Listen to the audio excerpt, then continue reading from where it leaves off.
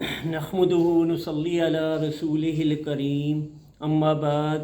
اعوذ باللہ من الشیطان الرجیم بسم اللہ الرحمن الرحیم لقد كان لكم في رسول الله اسوة حسنہ صدق اللہ العظیم۔ نہایت قابل احترام سامعین محترم، جیسا کہ آپ سب کو معلوم ہے کہ اللہ رب العالمین نے اس تمام انسانیت کو اس لیے پیدا کیا کہ وہ اللہ کی عبادت کریں، اور اللہ کی عبادت یہ ہے کہ ہم اللہ کے بتائے ہوئے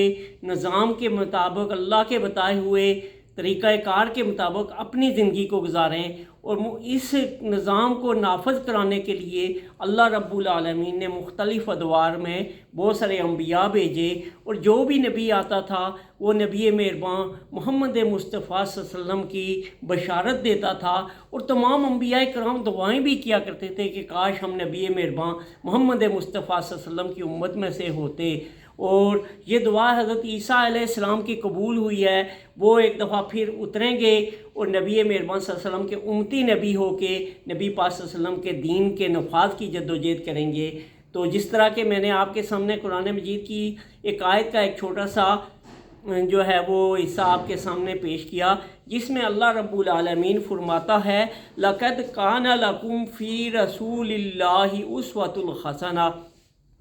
کہ بے شک تمہارے لیے نبی مہربان محمد مصطفیٰ صلی اللہ علیہ وسلم کی زندگی ایک بہترین نمونہ ہے۔ تو بحیثیت مسلمان مجھے اور آپ کو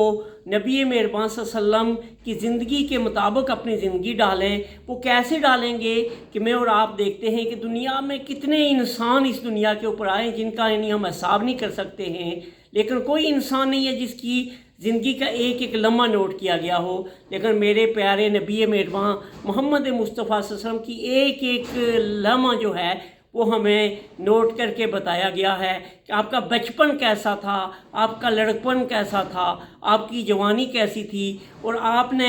گھر کے اندر کیسے لوگوں سے برتاؤ کیا، آپ نے محلے میں کیسے برتاؤ کیا، اور آپ نے پوری مملکت کے جب آپ حکمران ہوئے اس وقت کیسے جو ہے وہ برتاؤ کیا، اور کس انداز سے انہوں نے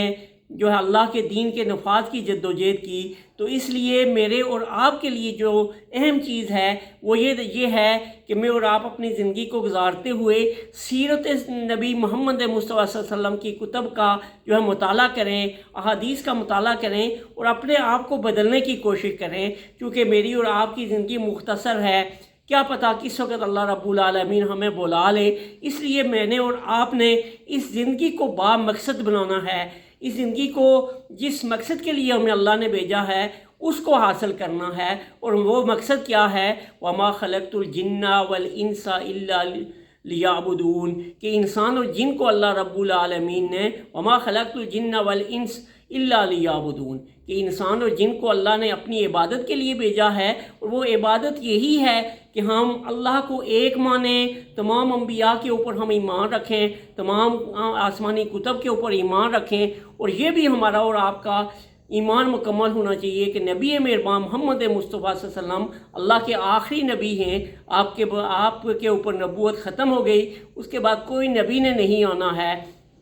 اور میری اور آپ کی یہ ذمہ داری ہے کہ ہم اپنی زندگیوں کو بھی قرآن و سنت کے مطابق ڈالیں، اور پوری انسانیت کو اس طرف بلائیں، تب جا کے ہم اللہ رب العالمین کے مقرب بندے بنیں گے، تب جا کے ہماری اس زندگی کا مقصد پورا ہوگا، اور جب ہم اپنے اللہ رب العالمین کے پاس جائیں گے تو وہ ہمیں انعام کے طور پہ جنت عطا فرمائے گا۔ تو اس کے لیے پھر نبی مہربان صلی اللہ علیہ وسلم کہ جن کے اوپر میرے ماں باپ، میری اپنی جان اور میری ہر ایک عزیز چیز جو ہے وہ سب قربان ہو، اللہ رب العالمین ہمیں نبی مہربان محمد مصطفیٰ صلی اللہ علیہ وسلم کی زندگی کے مطابق اپنی زندگیاں ڈالنے کی توفیق عطا فرمائے۔ وآخر دعوانا ان الحمد للہ رب العالمین۔